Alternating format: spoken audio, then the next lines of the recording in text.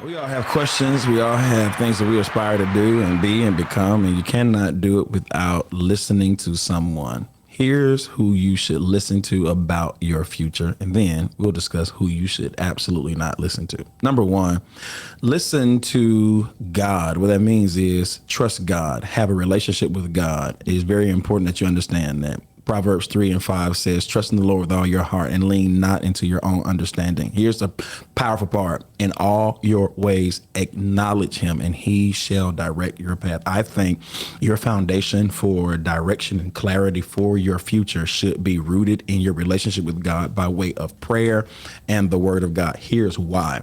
Because the word of God gives us a measuring stick to all other information. This is how you decipher between if something is good or earthly wisdom or absolutely rubbish. I compare everything to the word of God. I think that you're going to get got if you don't have a biblical foundation, if you do not constantly, daily, weekly have some type of reference of you went to the word if you had a question. Lord, I'm trying to figure this out about my life, relationship, everything that you need, all wisdom, it's in the word. That's the foundation. Number two, listen to people who have done what you have done, or they've done what you want to do. Mentors who've already walked the road you're trying to walk in. People who have failed and bounced back. Interestingly enough, y'all, we only listen to winners. We don't listen to failures. I believe that failures have the best lessons. People who win overnight, people who just pop up. So I'm subliminally saying, y'all, social media should not be the reference of wisdom and direction. Absolutely not. I need to get with people who have experienced real life circumstances and setbacks. I want you to keep that phrase or that word in mind, setbacks. That's what life is about. Life is going to present you setbacks. I think those who are great, they experience the setback, and that positions them to overcome the setback and press towards wherever they're trying to go. I think people don't listen to people. I'm kind of getting ahead of it. Don't listen to people who cannot overcome a setback. They have nothing to offer.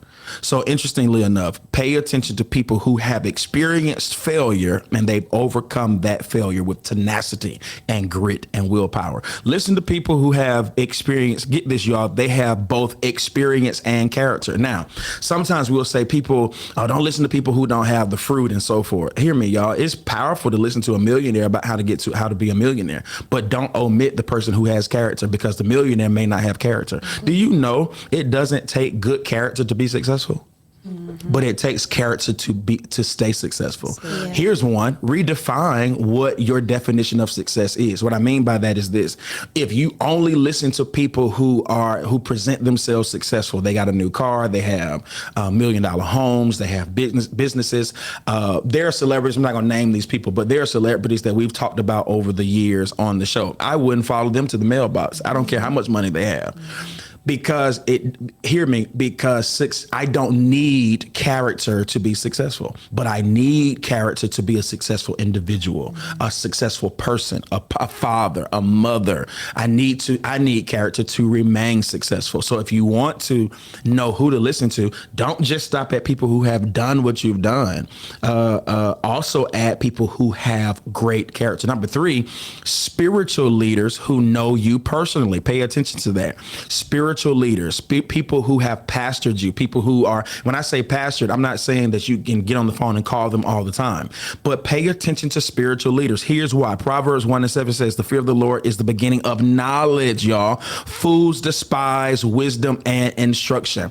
Sometimes you have to know that your spiritual leaders, God will give a spiritual leader insight about you, having not experienced anything you're trying to experience. Your pastor or spiritual leader does not have to have some type of career in whatever it is you're aspiring to be. The power of the spiritual leader is you trust that they can hear from God on your behalf. Does that make sense, y'all? Yes, number 4, y'all, real friends, not just cheerleaders, real friends, y'all. Pay attention. Proverbs 27:6 says this: wounds from a friend can be trusted. Wounds from a friend can be trusted, but an enemy, get this, you all, multiplies kisses. wound from a friend, meaning this, offense from a friend, I'll take that over the affirmation of an enemy. That's so good. So a lot of times we kind of like, well, this is a very weak generation, right? So anytime our friends don't agree with us or like what we say, I just need new friends. No. It's actually, if my friends can't offend me by telling me the truth, I can trust that. So pay attention to this, y'all. Real friends offend. They don't just celebrate every little thing. They're going to challenge you from time to time. They're going to say, well, I wouldn't do that if I were you. I would do A, B, C, and D. And that's not called hateration. That's them being able to look at and say, hey, well, let's look at that in a different way. All right. Number 5, y'all, trust. Hear this, your own discipline, your own discipline. What that means is this, your own discipline, your own identity. You have to know who you are, assuming that you do. So ask yourself these powerful questions. What am I called to? Nobody can tell you what you're called to. Here's why. I asked my team this yesterday in our session, because we grilled. Y'all need to let them know how good the grilled food was. Y'all need to, before we get off, y'all let them know. All right. Get this. What my question when we were trying to figure, we went through everybody's either in their master's or in their doctorate. So we're having a whole conversation. We didn't leave until 10 o'clock because we were navigating through each of our lives, trying to figure out what we're going to do, A, B, C, and D. And the question that we asked most people was, what is it that makes you mad? What do you feel called to? What are you drawn to? What do you want to solve? What problem do you want to solve? So get this. It's okay to be inspired by somebody on social media, but at the end of the day, you may not be called to what that person is doing.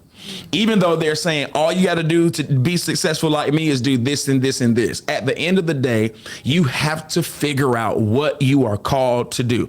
What are you passionate about? What's the thing that burns on the inside of you? What's the thing that you can see yourself doing until you die? Yeah. And if you can't see yourself, pay attention. I can see myself on the microphone until I die, whether it's on the stage, whether it's podcast, whether it's standing in front of 10 or 15. Listen, y'all, the crowd don't move me. I'm okay with talking to 10 young folk about how to execute in their future. Yeah. So I'm called to that. I have a passion for theology. I have a passion for apologetics. I have a passion for the church. I have a passion for leadership. So nobody can tell me that I'm called to be a mechanic, because I don't have a passion for that. Right. And so I want you to pay attention to the thing that you have a deep desire for. What aligns with your values and your faith? If it does not align with your faith, if it does not align with your principles, then don't do it. What are you afraid of? Hear this, you all. What are you afraid? What are you afraid of never doing, never exploring? What will you regret? At least try it. What's the thing that you cannot live without at least trying? That's the indication that you may be called to that particular thing. Who should you absolutely not listen to? Number one, do not listen to anybody that's never built anything. Oh, yeah. Listen. I can't expound on all this stuff, y'all, but don't listen to anybody that's never built anything. Let me kind of give you an idea. Well, I do want to expound on this. Okay. Don't listen to people. It's not about what you've built. Typically, when you build something, that takes a risk. Do not listen to people who their entire lives, they've just played it safe. We love people who have just gone to work and worked 20 years and done A, B, C, and D. But sometimes when you've only been in that box, you don't know what it feels like to just, go all in for a dream, go all in for a. So people who have played it safe, don't listen to them. Number 2, people who are bitter, jealous, and insecure. Hear this. People will project their fears on you. They will diminish your ambition to make themselves feel better. Do not hear this. Do not listen to people who cannot celebrate other people. You have a friend or a family member that they never say anything positive about anything. I always use this reference. I heard about your little graduation. Bro, you didn't graduate. Why is mine little? That sounds like you're bitter, right? That sounds like you may be jealous or insecure. Don't listen to those people. Number 3, people who mock faith and purpose.